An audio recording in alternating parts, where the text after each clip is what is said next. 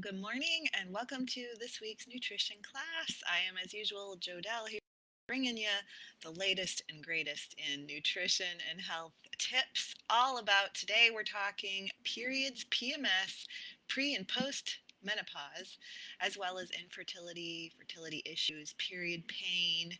So, before you change the dial, a few things that you should know. Okay, if you know someone, if maybe you don't experience period pain or are not in menopause or not experiencing infertility, this information could help you help somebody else. But if you are experiencing any of the things I mentioned, really any phase of a woman's cycle, you're going to benefit from this information because our periods, whether you're having them now or whether they stopped, the way they used to be will affect what's going on in your menopause phase as well. So when you look back at your periods, if you're in menopause, what your cycle was doing is determining what symptoms you're experiencing now. And if you're still in reproductive years and you're still cycling, this information is going to be really important because a lot of women are struggling with period pain, mood swings, breast tenderness, and we're going to go into why a period at best should be an inconvenience. It shouldn't be painful. If you know someone who's struggling with infertility, this information will apply to them as well. And this is becoming an epidemic too, this issue of people unable to conceive and having a lot of fertility issues. So that's a very dark path to walk down. In fact, I myself have been down that path, so I know how detrimental it is. So this information is really important. Even if you're a guy watching, you might have a female in your life that struggles with her female cycle. So pay attention to this because there should be some tips in here that are really going to give you some nuggets of truth to share with that person and help improve their cycle or their moods or their transition into menopause, whatever that looks like. It all plays into a couple of the same factors, which we're going to talk about today. So no matter where a woman is in her cycle, she really wants to hone in on the things we're going to mention today in order to improve that cycle and in order to get her on the road to not having symptoms. Okay, that's what we want in whatever phase of life we're in. We want to feel good and not have too many symptoms related to that phase. So disclaimer, okay, this information is for educational purposes only. It should not be construed as medical advice. So please talk to your OBGYN before implementing any of these suggestions. Also, second disclaimer, I'm about to get very graphic talking about a woman's cycle. I'm going to use words like vagina and menstrual. And if you are not comfortable with those, or you have sensitive ears, or you don't like the word pads or, menstruation, then you might not want to listen to this. So you might want to skip this one. But it's going to get very graphic because I want to make sure we touch on everything, even the type of blood you should be seeing when you're having a cycle, okay? So as I start talking about periods, I would like those of you in menopause to still pay attention and think back to your cycles, like I said, because a lot of times when I consult with a woman in menopause, one of the very first things I ask her if she's having menopausal symptoms is, tell me about your cycle before it stopped. Because that's going to give me a big symptom picture of what she was experiencing. Was she estrogen dominant? Was she having blood sugar handling issues? Was she having adrenal issues? All of those will show up in some of those symptoms that she portrays to me. So the average female starting her cycle can experience a lot of period pain, okay? Sometimes between 12 and 14 is generally when a girl is going to start. I will say nowadays girls are starting as young as like even 8 and 9, which is really scary. But the average female starting her cycle will be told, if she's having cramping or heavy bleeding, oh, all of that's normal, that's just you. And that's not always the case, okay? Doctors will say that, but a period, like I mentioned, at best, a period should be an inconvenience. It should not be painful. There should not be breast tenderness. There should not be cramping. There should not be mood swings. They should not be overly emotional. They should not have back pain and period poops and all these things that come along with a very painful cycle, okay? You should not be diagnosed with PMS, okay? That is a legit syndrome, so is PMDD, which is just an extreme form of PMS. but that's not something that's normal. Okay, I'm going to tell you that it's normal in society, but it's not normal for your body. You should have a period. You should know what day it's coming because you should be regular, but you shouldn't have any symptoms related to it. A very healthy female will have none of those things that I mentioned. They'll have just a day where they start, they bleed for, 5 to 7 days, sometimes even 3 to 4 days, and then they stop and they go back into rebuilding that uterine lining. Okay. So, what is the female cycle anyway? A lot of people don't even understand how it works. They don't know what the follicular phase is, they don't know what the luteal phase is. So, I want to break that down just briefly so that you understand what phase you're in or how your cycle worked when you were cycling if you're in menopause. Because, like I said, what happened then is determining why you're having symptoms now in menopause. So, a woman's menstrual cycle has different phases. The menstruation phase, obviously, when you bleed, the follicular phase, when you're building up follicles for ovulation, as well as you're building up the uterine lining, the ovulation phase, where you release the egg, and the luteal phase, which is the last 2 weeks when you start, when your body says, am I pregnant? Am I not? Okay, enlist a bleed. Okay. So, first comes the menstrual phase. This is days 1 through probably 7 for most women. Okay. This phase is when a woman gets her period and her levels of hormones, estrogen and progesterone, drop. Okay, usually lasts, like I said, 3 to 7 days, but can vary between individuals. So this is the bleed phase. This is the first week of your cycle. A lot of women get that confused. They think the first week of their cycle is after they're done bleeding, but the first week of your cycle is when you're bleeding. Okay. Then this also kicks off the follicular phase, which begins on day 1 of your period and continues until ovulation. Okay, so the menstruation, the bleed phase, is also part of the follicular phase. So they kind of go in hand.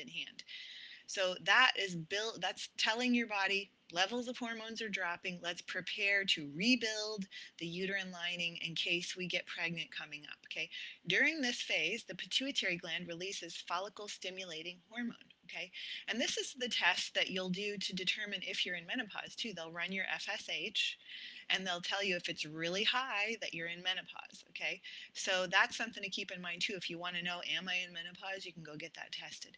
During the ovulation phase, luteinizing hormone is released. This is a hormone in response to the follicular phase's rising estrogen levels.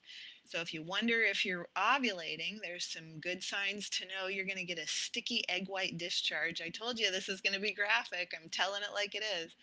You're going to get maybe a little bit of twinge of, you're going to feel those ovaries, like on the right and left side, you might feel a little twinge, sometimes just on one side, but generally you might feel a little twinge, little tingles, or sometimes pain. We don't always want pain with it, but you might also see a rise in body temperature if you're getting up and taking your temperature while you're still laying in bed. Happens around day 14 of your cycle. You might see that temperature increase. Okay, but the main thing you're going to notice is, like I said, that sticky egg white consistency discharge. You're going to be able to, like, if you were to touch it, it's kind of stringy and sticky like a gel. Okay, when you see that, that's usually an indication that your mucus has changed and you're ovulating. Okay, this is where we see a rise in progesterone and a slight bump in estrogen levels, followed by a drop in the hormones when you start towards that luteal phase. Okay, so after luteinizing hormone is released to help produce that egg, and the egg kicks off and it's going down the fallopian tubes to be implanted, those little things that kicked off the egg, it's called the corpus luteum. That's where your progesterone comes from. So progesterone is released from that to prepare for possible pregnancy. Progesterone is progestation, so it's your hormone, and we'll talk about it a little bit more in a little bit, but it's your hormone that helps promote gestation. Okay, so this is where we see that rise in progesterone. And typically during a woman's cycle, ovulation is where she's going to feel her best. She's going to have the most energy. She's probably going to look her best because you'll notice your face changes. A woman's face will change throughout her monthly cycle. And that's to prepare for implanting an egg. We actually look our best during ovulation. So if you ever take a picture of your face throughout your cycle, you're going to notice that day 14, 15, 16, your lips are fuller, your eyes are bigger, maybe your skin is brighter. That's the natural process of the human body, being more attractive to the opposite sex. So that's when you're actually going to feel more libido. You're going to feel a lot more energy. You're going to be probably your happiest because your hormones are elevated. So that is all what you want to experience during ovulation. Now, the luteal phase is where we experience those lovely PMS symptoms if they're there. Okay, they really shouldn't be there, but the bloating, the headache, the weight changes, the food cravings, the trouble sleeping, we're going to talk all about those symptoms. But that's where, when the hormones are out of balance, that's where you're going to see that. But the luteal phase is where you're preparing for pregnancy. At some point, those hormones levels drop because they realize there's no pregnancy, or if there is, things change. But if there's no pregnancy, that's when the hormones level drop, and that signals the body to release that built up uterine lining in the form of blood. Okay, so ovulation is the star of the period, not the bleed. Okay, a lot of people give attention to the bleed. That's not the star. We want to see how good ovulation is. We want all of those things I mentioned around ovulation: you feeling good, you looking good, you getting that mucousy sticky discharge, you getting the feeling of being on top of the world. Those are the symptoms that we want to see in order to know that you're having a good female cycle. Okay, then secondly, we want to look at, are you having symptoms prior to your menstruation? Okay, are you having those period pain, if you will? There's two types of period pain we're going to go into. Now, those of you that are in menopause that are watching this, please continue watching, because what we're talking about, you need to think back to your period, like I said, and this will help you decipher what's going on for you now. Okay, if you're having symptoms in menopause now, such as insulin resistance or weight gain or hot flashes or night sweats, any of that, because just like a period should be an inconvenience, transitioning into menopause should not be difficult. Okay, it's become difficult for a variety of reasons, which we're going to get into, but it's not meant to be difficult. Used to be, our ancestors would transition into menopause with no problem. They would lose their female cycle, and they would transition into more of this pace of life that was more purposeful. They would become more purposeful. They would find their passion in life outside of procreation, outside of giving birth. Because keep in mind, the female body was designed to do pretty much one thing, which is carry a baby. There's not another, men can't do that. So the species relies on us. So a lot of times we have gotten in the way of our female cycle, and that's why we're having symptoms. We've done things outside of the realm of what's natural for humans, such as being indoors all day, such as being on devices all day, such as eating improper foods that are processed. Those kind of things stress the body. So they're going to put the body in a position to say, I'm in no position to house a baby right now. Okay, so we, against the sins of nature, against our instincts, have done things to compromise our cycle, which is the one thing the female body is supposed to do. Okay, amongst other things. I mean, we're nurturers and things like that, but that goes right in hand with procreation. Okay, so let's go back to period pain, because now we realize that the majority of people should not be experiencing the symptoms they are. But I'll tell you, after consulting with thousands of women, I've not met very many that have no symptoms around their cycle. So I know it's a big deal. I myself, when I was a teenager, had horrid symptoms of PMS. And I was actually at one point in time told that I might have endometriosis.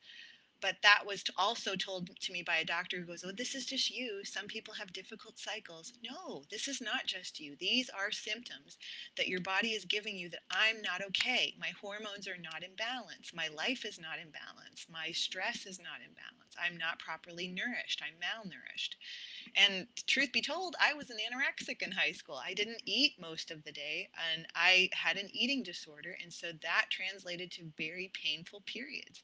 So I was doing it to myself, unbeknownst to me. Like, I thought I was doing the right thing, but I was doing the wrong thing. So you don't want to point a finger and say that, oh, I've been malnourishing myself, or I've been doing all these things that have contributed to why I'm having trouble in menopause or trouble with my periods. It's just, we do things based on the information that we have. And once you gather new information and you realize, probably not the best idea for me, then you can start to make informed decisions about what's better for your body and start working towards that. So that's my goal for today's class, is to educate you and then let you decide what you want to do to take charge of your health, because you are your best health advocate, not a doctor, not myself, not a practitioner you're working with. You have to take charge of your own health. So make sure that you're taking the steps to do that.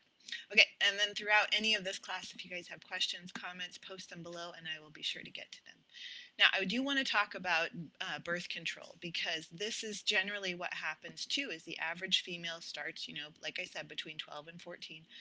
They're told, oh, you're having symptoms around your cycle. Let's put you on birth control to see if we can get rid of that acne or get rid of those cramps or whatever. And so it's just standard process. You go into the doctor, they put you on birth control. Now you're part of the cool kids club. I'm on birth control. Look at me. But the dangers are not told to you. And the repercussion of being on a synthetic hormone at a very young age is not told to that individual generally. They're not informed.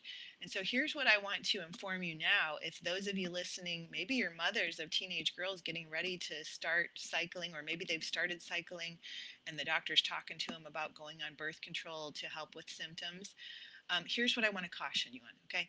So I podcast for many years with a doctor named Dr. Ray Peat, who is an expert in female reproductive hormones.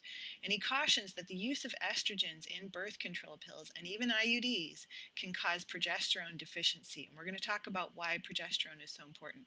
One study shows, in fact, that the intrauterine devices, those IUDs, block ovarian production of progesterone by a mechanism called luteolysis.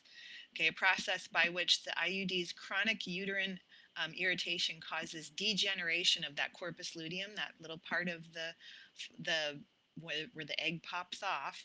That's the source of the ovarian progesterone. These artificial means of contraception can cause severe cramping, infertility, weight gain over time, and other seemingly unrelated problems, even things like autoimmune. And I'll go as far as there's studies that show breast cancer included among the long-term reactions to contraceptives, okay? So a 1966 study demonstrated the dangers of prolonged pancreatic stimulation by oral contraceptives. So the birth control pill actually prolongs this bad stimulation to your pancreas. This increased level of free fatty acids has tended people towards diabetes. Okay, and then there's numerous studies, like I mentioned, on maybe you're not going to develop breast cancer right away on the pill, but 20 years down the road, they're showing evidence that just being on the pill can set you up for a very increased risk of developing breast cancer, because these are synthetic estrogens. These are synthetic progestins. They're not progesterone. And so it doesn't match up with the female body. So it really sends even more of an unbalanced signal to the body. And I've had a lot of people come off birth control, and it takes 6 months to a year for their cycles to regulate back by doing natural means. So that's really not fun, but it can be done. You can get your body back into homeostasis by just making the proper decisions to go, okay, maybe this isn't the right choice for me. And birth control is a personal choice. So if you are not concerned about the long-term effects, I totally support you there. But I just want to give you the evidence here to help you make your own decision regarding it. Now, another prominent doctor, Dr. John Lee, you can look up his website too, tells us some of these drugs have resulted in permanent loss of ovary function, and vaginitis, which is an infection in the vagina, occurs more among women taking the contraceptive pill. Contraceptive pills prevent the hormone-generated mucus from being produced to protect them, so that's where bad bacteria can build up. Birth control pills work. They do the job by suppressing all normal hormones. So while you're doing one thing, you're creating a lot of other problems, unfortunately. Then you have people that, like I mentioned, that stop the pill, which is, probably a good idea based on the evidence. But I will say that many women do deal with irregular cycles or amenorrhea. Maybe they don't get their cycle back for a while. Hair loss, cystic acne, autoimmune disorders, leaky gut, gut dysbiosis. Now, I want to pause here and say, if you are in menopause and you think back and you're like, yeah, I was on birth control for a while, and you went through this variation, you could still have a hormonal imbalance because your body was dysregulated for a length of time. You could still be at risk if you took that pill for breast cancer and other forms of cancer. So you want to do yourself a good service of looking at the liver, looking at your detox pathways, and working on regulating those hormones now to prevent those things from happening, okay? Gut dysbiosis, severe nutritional deficiencies happened after coming off birth control, and the associated gut issues like bloating, constipation, diarrhea. So migraines, weight gain, these are a grim picture. You know, people are going, why would I want to come off birth control if this is what's going to happen to me? But wait, okay, because we have to look at the evidence of getting natural female cycles going again and how good that is. Okay. And yeah, do we need estrogen? Absolutely. I'm going to talk today about decreasing excess estrogen, but every female and even men need small amounts of estrogen. We need estrogen to maintain healthy cycles, providing short-term stimulus to our cells to successfully ovulate at the end of the follicular cycle that we were talking about. But we want to keep it in check by maintaining our cycles naturally and by boosting our body's natural production of progesterone if we can. If not, there's supplementation because there is natural progesterone and not progestins. But you want to get as close to nature as you can to help your body do what it's designed to do. If we get out of our way, we can balance estrogen and progesterone naturally, but we have to get away from those sins against nature that we've talked about. Okay. In excess, so estrogen dominance is a big buzzword now. Elevated levels of estrogen steals oxygen from the mitochondria. Yikes. Okay. Remember, your mitochondria is your little energy factories in every cell. So if you're stealing oxygen because of excess estrogen, you're not going to have that energy in the cell. So you're going to have fatigue, you're going to have growth problems if the girl is still in a growth phase. You're going to have inflammation, aging, fatty acid oxidation, and eventually cell death even, okay, without mitochondria getting that oxygen they need. So in the presence of estrogen, cells shift towards a behavior consistent with stress physiology as they starve from oxygen deprivation and lack the necessary ATP, that's your energy, that's pumped out, required to function. Okay, so excess estrogen is very prominent today due to a few reasons, which we'll go into when we talk about obesogens and xenoestrogens. But just to give you some cliff notes, we live in a plastic world. Everything is plastic, okay? Plastic water bottles, plastic bags, plastics in our cosmetics, microplastics in our water our water systems. So we're bombarded with these BPAs, BPSs, BPFs, all of the things that say BPA free are still plastic containing still a xenoestrogen, just with a different acronym, BPS, BPF. Okay, still dangerous to our system because never in human history have we had so many plastics. Toys made out of plastics, clothes made out of plastics, everything's made out of plastic.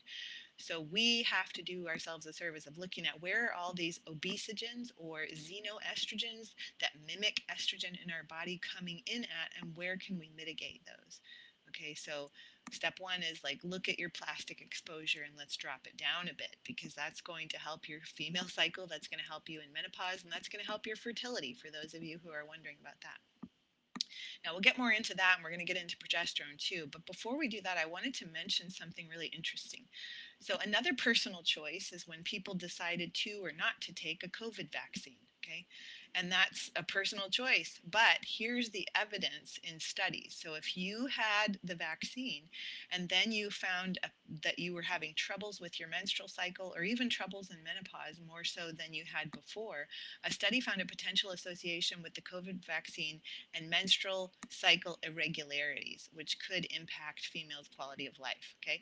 And I'll link that in the notes so you can take a look at that. So this was a published study that just demonstrated the fact that yes, if you took it and all of a sudden you got a bunch of menstrual irregularities, your cycle was off, it was longer than it was supposed to be, you had all these symptoms related to it, then there's a reason why. Okay, it's not just you, it actually did affect your cycle. So just being aware of that helps women calm down and go, okay, something's not wrong with me, it was actually, I took this and this is the repercussion of it. Okay. Now let's go into progesterone, because progesterone, like I mentioned, is a female reproductive hormone, but it's more than that. Progestation means procreation of new cells.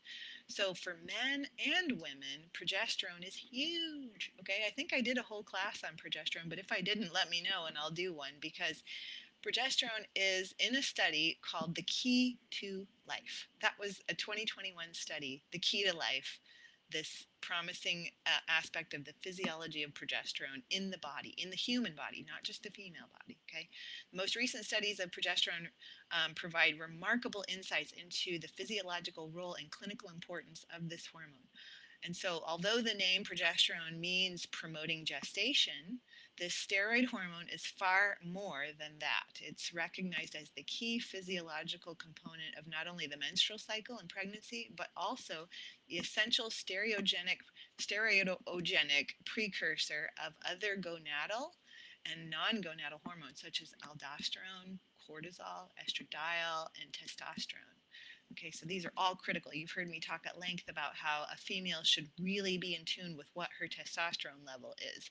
And progesterone helps it become higher. So if you have low progesterone, you want to work naturally. If you have low testosterone, you want to work naturally on your progesterone. Okay, before you start taking, bioidentical testosterone or whatever, you can actually help it by increasing your natural levels of progesterone. Based on the current findings, progesterone and novel progesterone-based drugs, I'm reading the study here, have many important functions, okay, including contraception, treatment of dysfunctional uterine bleeding, immune responses, prevention of cancer. Okay, so considering the above, reproduction and life are not possible without progesterone. Thus, a better understanding of this essential molecule could enable safe and effective use of the hormone in many clinical conditions. Okay, so we want to aim towards, when it says novel progesterone-based drugs, let's aim towards natural progesterone, okay, not progestins, because if you go look up studies on progestins, they're going to be linked with certain types of cancers, okay? So we don't want the synthetic stuff. We don't want an oral progestin that somebody gives us at the doctor's office. You want a natural progesterone cream that's derived from natural sources such as wild yam and things like that. So that's something to consider, not something that comes from a lab and is a synthetic form of progesterone. But progesterone, I've seen it help so many women, whether they're infertile, whether they're in menopause, whether they're having wonky cycles. Supplementing with a natural progesterone is huge when it comes to regulating that female cycle and getting PMS to be abated, okay? So keep that in the back of your mind, because yeah, there's natural ways to increase progesterone, but you really have to do a due diligence against stress, because stress will use progesterone. If your body is stressed, you'll use up that progesterone to make cortisol, which is your stress hormone. Okay, so there's nothing left in the tank for a healthy cycle, which is why a high stress job, a high stress relationship, a high stress lifestyle where you put a lot of type A pressure on yourself, you're going to have painful periods because there's nothing left in the tank to calm your body. Progesterone is your calming, happy hormone to regulate your cycles, to keep your mood stable, which is why we see things like cramps, bloating. Mood swings are huge. There was this study about women in prison who had committed crimes. Most of them had done it during their PMS phase right before their cycle. Yikes. That's how powerful it can.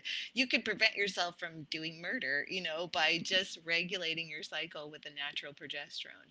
So it's very important to look at progesterone first and foremost, when I talk to a female and she's dealing with cycle issues or menopause issues or fertility issues, I'm going to hone in on what can we do to elevate her progesterone naturally, and then also, do we need to supplement? Like, is her life in a stressful manner in such a way that we can't, there's stressors we can't change. If you're a caregiver, if you do have a high stress job that you can't get out of right now, then we're going to have to help your body deal with that. And that's where progesterone supplementation comes in. Now, another factor we want to mention is leptin. And remember, I just did a class on leptin. So if you didn't listen to that, go back and hit videos on this page and then scroll until you see the title that says leptin. It's just 1 or 2 classes back. But leptin regulates reproductive function by altering the sensitivity of the pituitary gland and acting on the ovaries to regulate the follicular and the luteal phases. Yikes, that's huge. Like, leptin is actually giving the signal to your body, this is follicular, this is luteal. Okay, so if you don't have adequate leptin levels, you're not going to make adequate progesterone. You're not going to make adequate reproductive hormones when they should be released. You're not going to have that circadian rhythm, that cycle of your period, and it's not going to be regular. A a lot of women that struggle with irregular periods where they're like 36 days, 42 days, 23 days, like they never know when it's coming, they never know what to expect.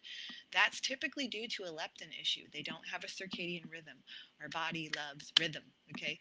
Make a rhythm and see how good you feel when you stick with a rhythm. That's why music feels so good, because you find a beat and there's a rhythm and it makes you calm down, okay? The same is true for the rhythms of our body, the cycles, the seasons. You know, as soon as you're on track and your body knows what to expect, and daily you have a morning routine, you have an evening routine, you have a wake up routine, you have a wind down routine, you eat at the same times of day, you experience the same cycle changes throughout your month. I work out like this on my follicular phase, I work out like this on my luteal phase, which we'll talk about in just a second.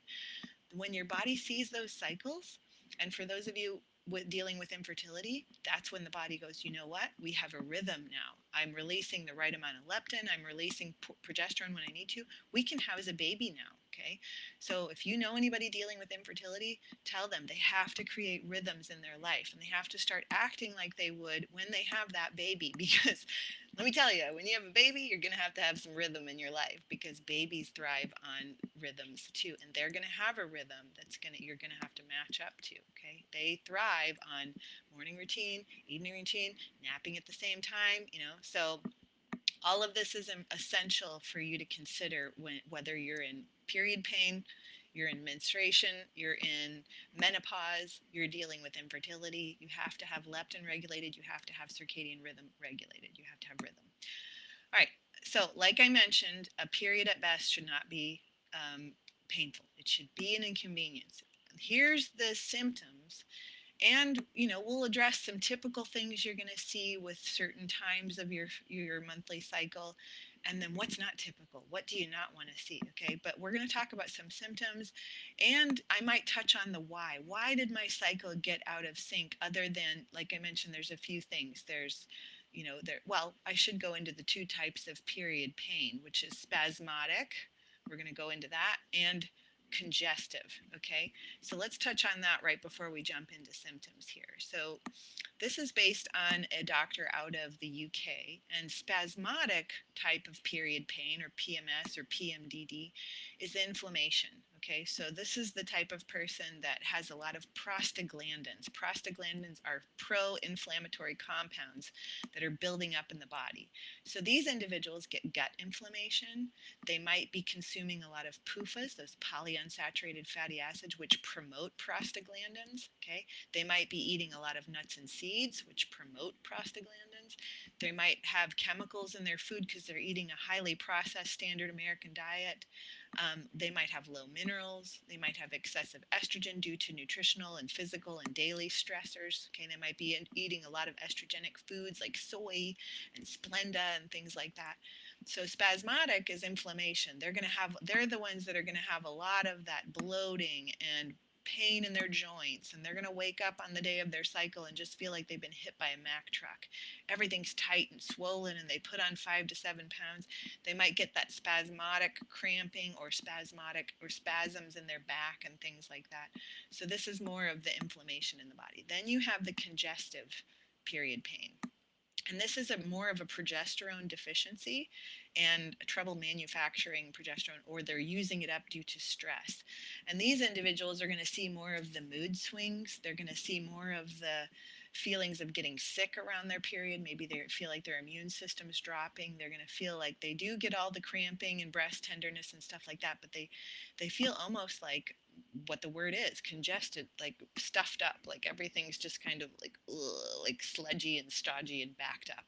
And maybe these individuals, like the spasmodic, are going to get more of the period poops. Like I tell women, if you get that diarrhea around your cycle, those are the period poops. That's more of the spasmodic. The congestive individuals can actually get bloated and constipated because they're all backed up with that congestion of not having progesterone. Okay, so those are the differences in the period pain. So you might resonate with one or both of those. Some people fall in somewhere in between of both types of pain.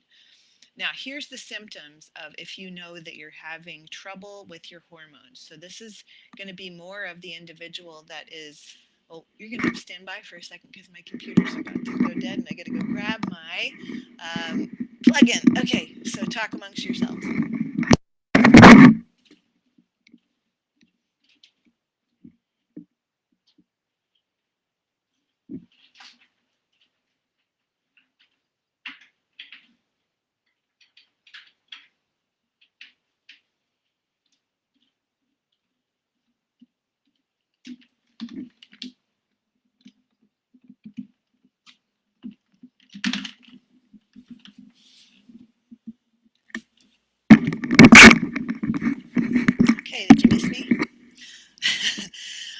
So the symptoms related to having higher estrogen, trouble with the progesterone, and again, I want those of you in menopause to think back to your cycle. Did I have any of these? Because maybe that's what's indicating that I'm estrogen dominant still now and progesterone deficient. Because here's what happens when a woman goes through menopause, her hormones in general drop off. You get lower estrogen, lower progesterone.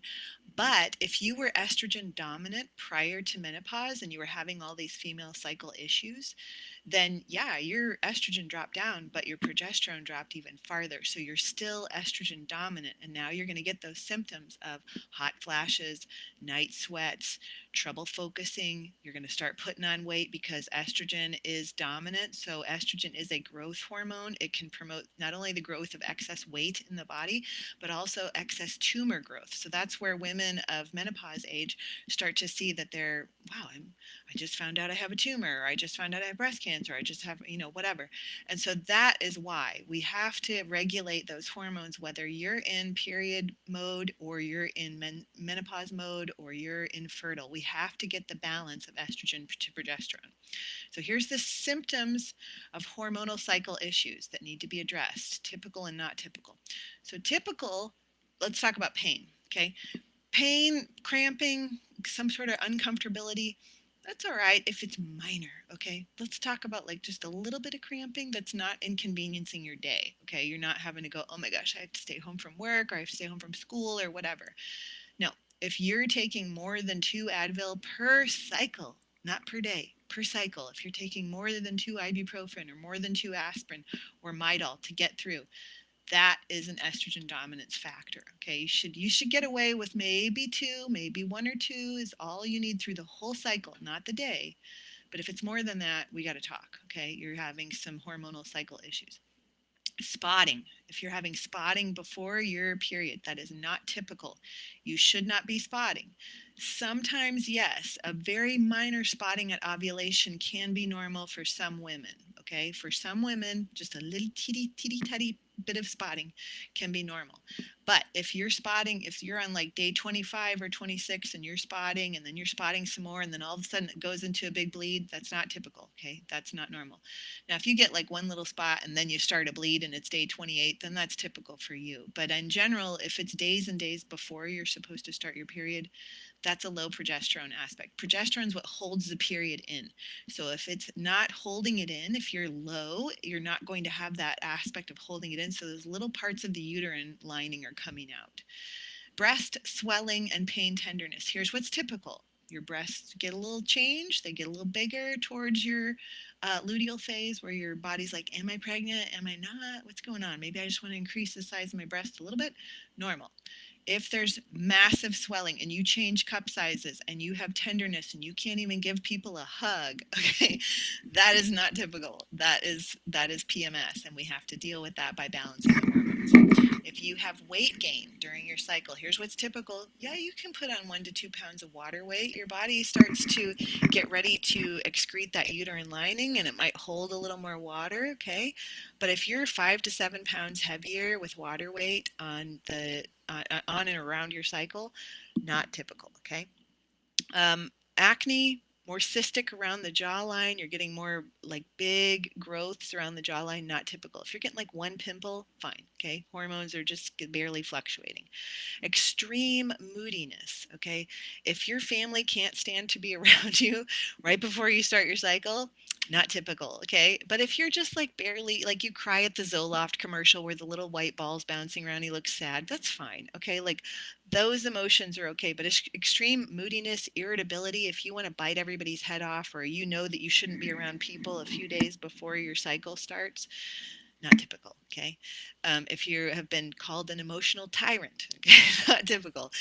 Like I said, women convicted of murder have been found that it was most likely right before they started their period. So that can be extreme. Like this PMDD, more of this disorder, can actually disrupt people's lives with how emotional they become. And that is because progesterone, like I said, is your calm, happy hormone.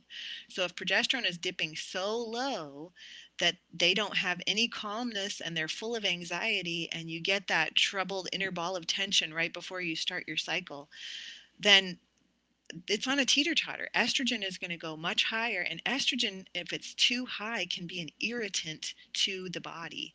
It can elevate serotonin too high, and serotonin is our feel-good hormone in balance, but if it's too high, you get serotonin syndrome where you're rage, you're irritated, you're lashing out. Okay, so these hormones play into our psyche, they play into the way we live our life. That's why it's really important that we regulate that female cycle.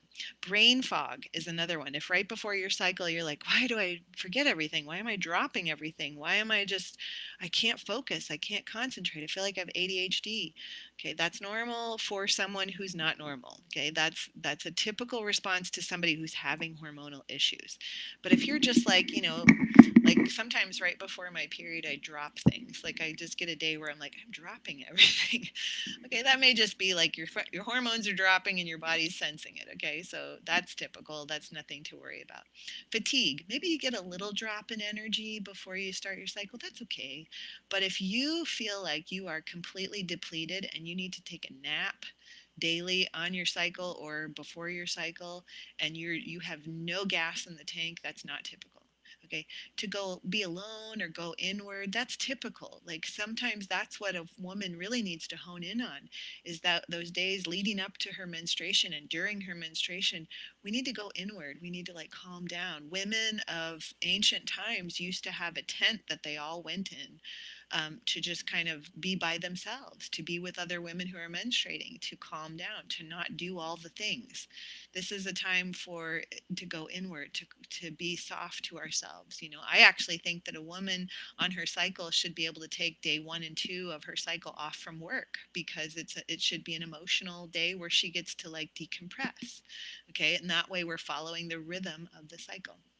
Diarrhea or looser stools around your cycle, those period poops, not normal. Okay, you should have still regular bowel movements, and if your body's stimulating you to the point of releasing and having watery loose stools, that's not typical. Okay, gas and bloating, a little bit is okay. Excessive amounts, not typical. Okay, that's period pain that we need to address.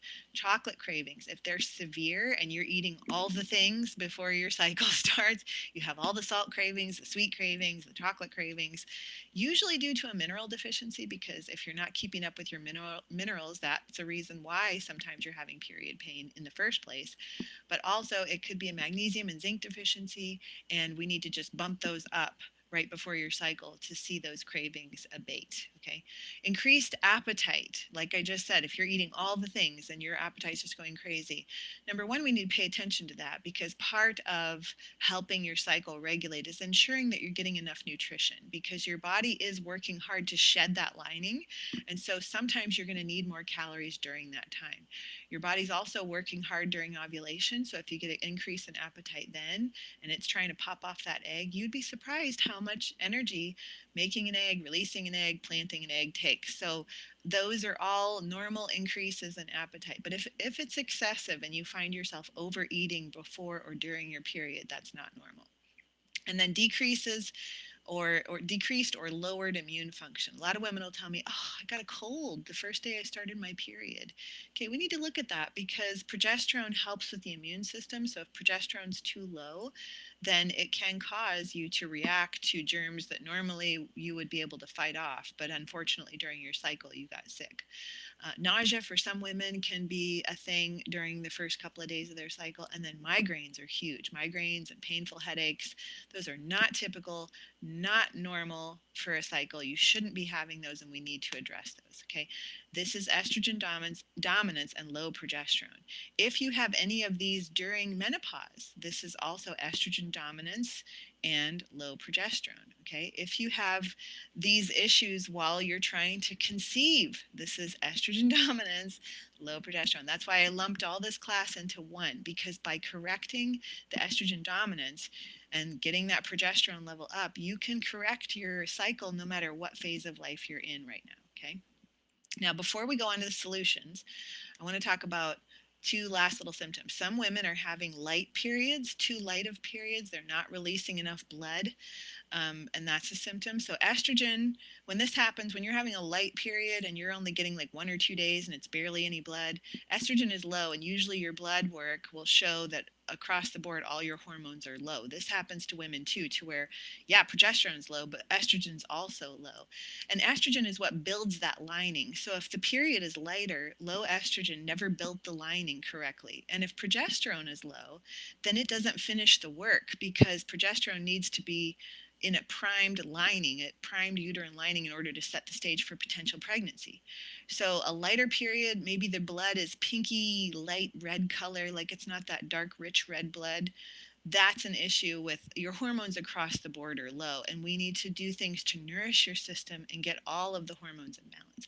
Now, a heavy period, which is classified as over 80 milliliters of blood, okay, has a lot more fluid, and it has a lot more tissue and clotting and stuff like that. You should not have clots in your blood, okay? You should not see partial pieces of the uterine lining. That's not typical.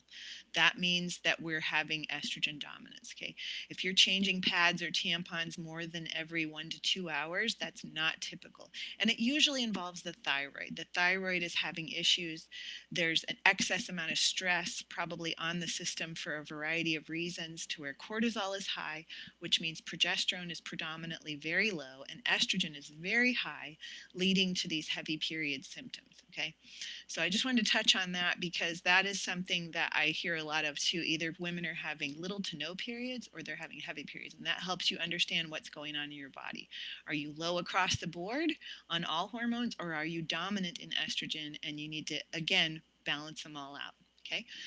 So a word on workouts around your cycle too is that during that bleed phase, you want to give yourself a little bit of rest, okay? The first few days of your period, just kind of like walking, maybe some stretching, just some lighter workouts, lighter weights, not too strenuous, maybe some bands or something like that.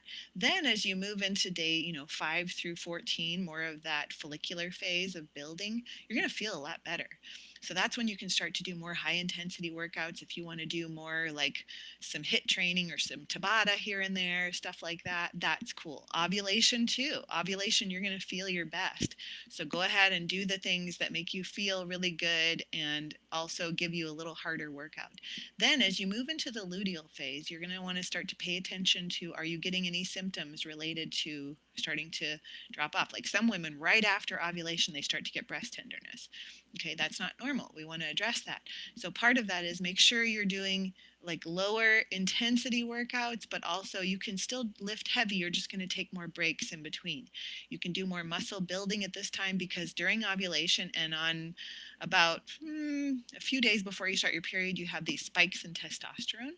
So that's a nice time to lift heavy and promote some more muscle growth. But be sure to not add any HIIT training, and be sure to not do too much cardio during this time, because you want to respect the fact that your body is coming down from the high, okay? So in that respect, longer rests in between your weights. And then also as you start to get into right before your period starts, that's when you might want to move more into those gentler workouts again, okay? So just working with that, there's a natural cycle, again, a cycle that you help your own cycle with. Now, here's the solutions that I've put together for menopause, period pain, and infertility. If you address these, you can help yourself no matter what phase of life you're in, okay? First, let's talk about cramping, because that's one of the biggest issues I hear from women. I have these severe cramps, or I'm cramping around my period. I cramp before I start, or I cramp after, whatever. Here's some remedies to try, okay? Because we are going to address these solutions from the root level, but in the moment, there's some acute things that you can do to help with cramping. Hydration and electrolytes are hugely important. Like I said, part of the reason why people's cycle can be wonky or be painful is that they're actually low on minerals and electrolytes. So leading up to your period, maybe the week before, you really want to increase those electrolytes in your water. You want to make sure that you're staying properly hydrated with the right kind of water, not just plain water. You want to add magnesium to your water, add electrolytes and potassium to your water, and build up those mineral stores for when that period's about to come. It's going to be a lot easier, I promise you. Specifically with magnesium, a lot of women that have cramping are just very magnesium deficient. So taking Epsom salt baths, putting magnesium, like I said, in your water, taking your magnesium capsules, doubling up your magnesium before your period, because a lot of women notice bloating and constipation if they're that congestive period pain type right before their cycle. So if you'll double up on your magnesium, you're going to pull water into the bowels and help that elimination happen so that you're not getting backed up. So magnesium is huge for cramping. You can rub magnesium lotion or oil on your belly if you're cramping. That'll go right into the bloodstream.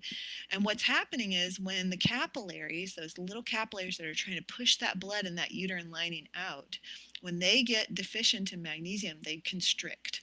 And so your body cramps to try to open those up. But when you take magnesium, you're actually going to open up those capillaries and relax them, because magnesium is your calming mineral.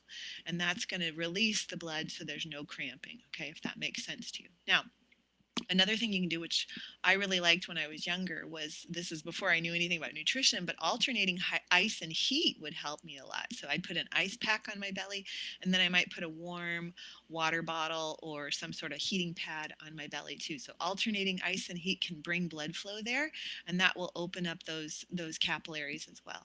And then red light is very anti-inflammatory. So shining a red light on your abdomen during times of cramping, or when you, on day one of your period, when there's a lot happening down there, shining that red light, getting sunlight, laying in the sun and exposing your belly, putting your belly on the ground and doing grounding and like laying in the grass with your belly on the ground. If you don't like bugs, just put a cotton quilt down or a blanket or something.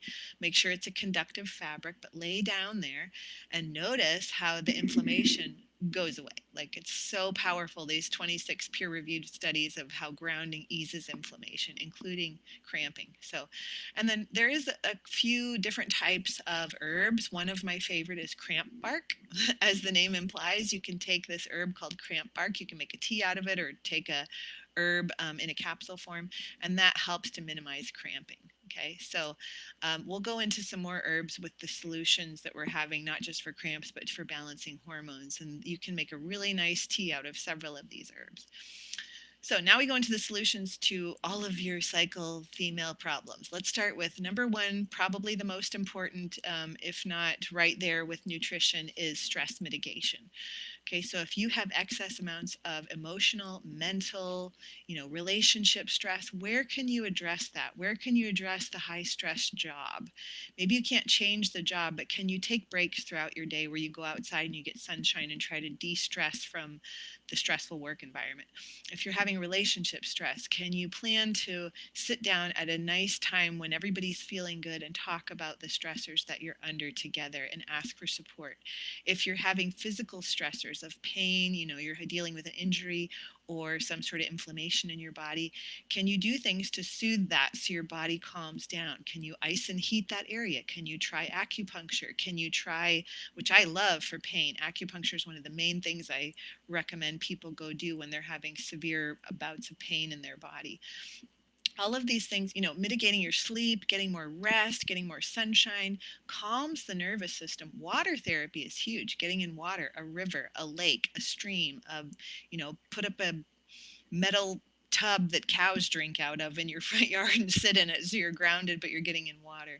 These things are huge for calming the stress in your body. Taking Epsom salt baths, sitting and reading a book instead of scrolling on your phone and seeing what everybody else is doing that you're not doing, okay? Stress mitigation will help your cycle completely, okay? So if you do nothing else, where can I dial in the irons I have in the fire? Where can I say no? Where can I ask for help?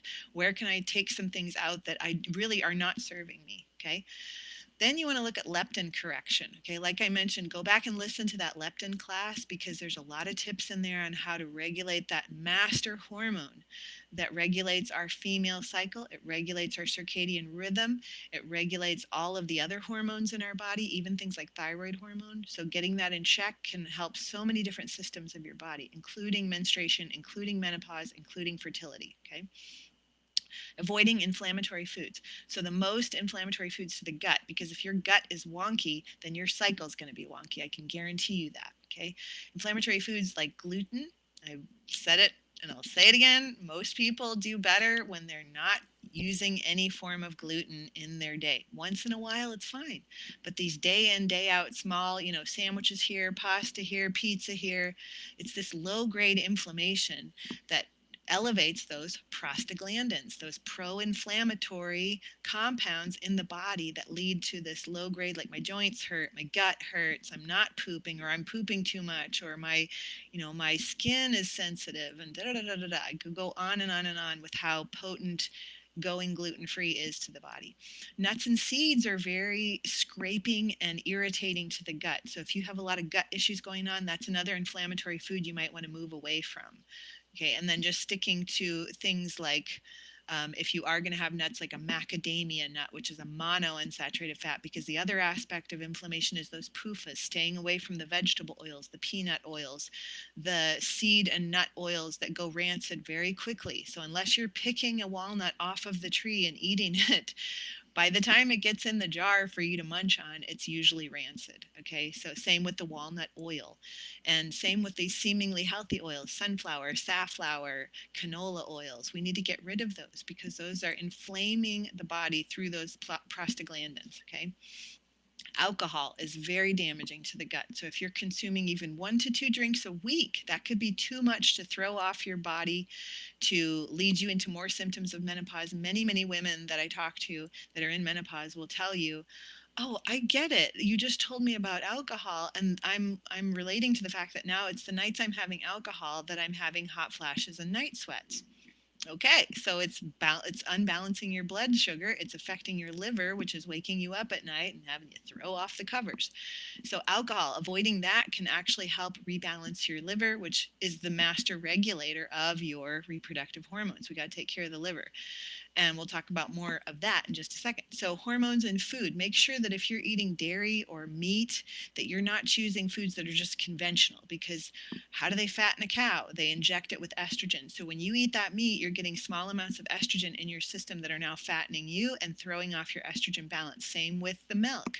If they're injecting that cow with estrogen to promote milk growth, then that estrogen goes into the milk and you're drinking it and you're promoting more growth in your own body in a variety of ways, including tumor growth.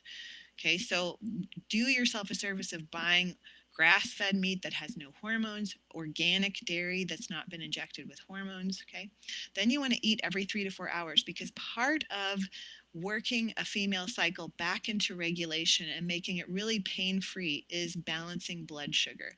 So eating every 3 to 4 hours, making sure you have a protein and a starch of some sort, getting your body those all 3 macronutrients, a little bit of fat, some starch, good amount of protein, every 3 to 4 hours is going to balance that blood sugar. That's going to balance your thyroid output, and that's going to balance your reproductive hormones, because even studies have shown that progesterone, the receptors won't respond if there's insulin resistance or if there's blood sugar handling issues going on. So just in order to get progesterone to activate on the receptors, we have to make sure that we're taking in balanced nutrition throughout the day.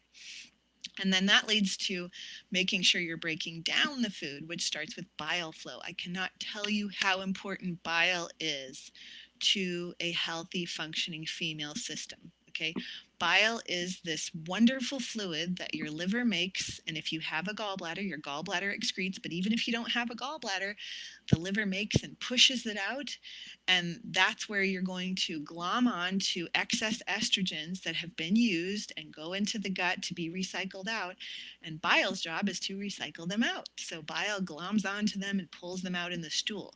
But if you're constipated, if you're not making enough bile, if your liver is under stress, then you are recycling those estrogens back into your system and becoming more and more estrogen dominant, which is going to lead to more and more symptoms. Okay, so bile is where it's at.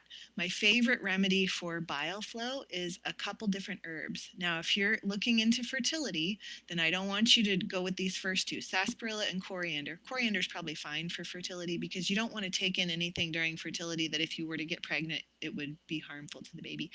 So coriander's fine, sarsaparilla not so much. But if you're just dealing with pure period pain, sarsaparilla and coriander increase bile flow. I love that one. If you're dealing with constipation, you want to add in cascara sagrada. That's another one that will not only pull estrogens out, but also helps you eliminate more stools. More stools mean more estrogens coming out. So we don't want you to go a day without pooping. We need to poop every day. Now, if you're pregnant or wanting to become pregnant, then you need to look at nettle tea, dandelion, and maybe red raspberry leaf tea. Okay, those things are safe, and you can do those to stimulate bile flow as well. They're not quite as potent as the sarsaparilla and the cascara, but they are potent if you're looking to get pregnant. So those stimulate bile flow. Getting sun on your liver. Castor oil packs are amazing. So you can get, in fact, I can link a company that makes a mess-free castor oil pack that you can just wrap around you in the evening while you're doing your wind down routine for like 45 minutes. You just put it around your liver. You've got this great castor oil on it, and it starts to calm you and soothe you. It's wonderful for just calming the body and putting you into this state of oh, I am ready for bed and I feel really good. Okay. Now, so bile production, liver health, taking care of your liver, red light on your liver, making sure you're not drinking alcohol, all of those will help with reducing that estrogen dominance, getting the excess estrogens out and balancing progesterone, okay? Phytoestrogens, you want to make sure you're not doing things like soy and lots of flaxseed and stuff like that, which can promote too much estrogen if you're already estrogen dominant. So avoid phytoestrogens. You might want to steer away from raw veggies and do more well-cooked veggies if you're doing them, because a lot of those phytoestrogens are broken down during cooking, okay? Progesterone supplementation. Any of the, if there's two things I can tell you to do for fertility or for period pain or for menopause, is go out in the sun and take progesterone if you need it. Okay, it will transform your life. Now, I love recommending ways to increase progesterone naturally, but for a lot of women, they're not able to change the stress that they're under. So sometimes we have to supplement. And that's where like a good progesterone cream, some drops on the skin just before you go to bed on days 14 through 28 of your cycle, if you're cycling, or just 2 weeks on, 2 weeks off, just to promote that natural, like push out too much estrogen and keep the right amount of progesterone. I've even seen, for those of you in menopause, you might not want to hear this, but I've even seen women who thought they were in menopause come back to a normal functioning 28-day cycle by supplementing progesterone. Their body wasn't done. It was actually malnourished and not serving them reproductive wise, but they weren't done with eggs. They just needed progesterone. And the longer a woman cycles, the healthier she is. So we don't want to shut off menstruation before it's time. So that's a really good indication that she was anti-aging at that point. All right, and then thyroid and mineral support is huge. You want to get in those minerals, the electrolytes, the magnesium, potassium, and the right ratio of potassium to sodium. Fruits are awesome for regulating your cycle. They're easy to digest if your gut is under stress. They provide enzymes. They provide those minerals we were just talking about. So using fruits as your carbohydrate could be very beneficial to balancing out your hormones. Magnesium, we've talked about at length how wonderful it is for cramping, but also just keeping that period in check. Double up your magnesium before you start your period or while you're on your period. And then if you're in menopause, make sure you're taking an adequate amount of magnesium, because we're going through our magnesium every day. Depending on what we're exposed to, we might burn a lot more than we think. So take it as needed for anxiety, for chocolate cravings, for trouble going to sleep at night, and so forth. Vitamin E is also a really great vitamin for when you're in period pain or menopause, because it kind of acts like progesterone. It kicks out a little bit of estrogen. It helps balance the hormones. It helps kind of thin the blood if the blood's really clotty. So think about supplementing with maybe a progesterone that also has some vitamin E in it, okay? And then I mentioned the teas, the dandelion, the nettle, raspberry leaf, cascara, all of these are wonderful teas to have around your cycle or prior to your cycle to help with that bile flow and get the good estrogens to hang on and the bad estrogens out, okay? Circadian rhythm, I can't stress enough how getting your light right, seeing that sunrise come up first thing in the morning, and then dimming all those lights at night to resist excess amounts of cortisol, because if we're getting the wrong light at the wrong time of day, we'll make more cortisol, which will rob us of progesterone and leave us in the tank for our reproductive hormones. And finally, self-care. You got to take care of yourself to go back to that number one thing, which was the stress aspect. What are you doing outside of a device, outside of words with friends, outside of, spending time with the kids? That's great. Be a good mom, spend time with your kids, but what are you doing to nourish yourself? Do you have a hobby? Do you have a wind down routine? Do you have a time of day where you're like, I can't wait to fill in the blank? This is what I like to do to calm myself down. That's not a device. It's not alcohol. It's not. What would it feel like to have virtually every supplement known to man at your fingertips? And what if you only had to drink water to get it in? I firmly believe in something called frequency. It's what you feel when you touch a rock that's warmed by the sun. That warmth is frequency. It's how your text message gets to your friend's phone thousands of miles away. It travels on frequency. It's lightning. When the lightning hits the earth, it adds electrons to the earth, and that's how we ground. It's wind, it's brain waves, it's microwaves. Everything has frequency. And now you can write frequencies into your water, since water holds frequencies. So imagine if each supplement has its own frequency and you write that into water. You can literally have any supplement, any peptide, any bioidentical hormone in your water. Listen to a podcast I did with a guy named Anton Fedorenko, a leading expert on frequency, and then visit my link in the show notes to Infopathy, or Infoceuticals, which is a way to infuse your water with the frequency of any substance or supplement that you want. Like I said, even peptides, without ever spending a penny on them. Check out the show notes for a link to Infopathy and a special discount code just for my listeners.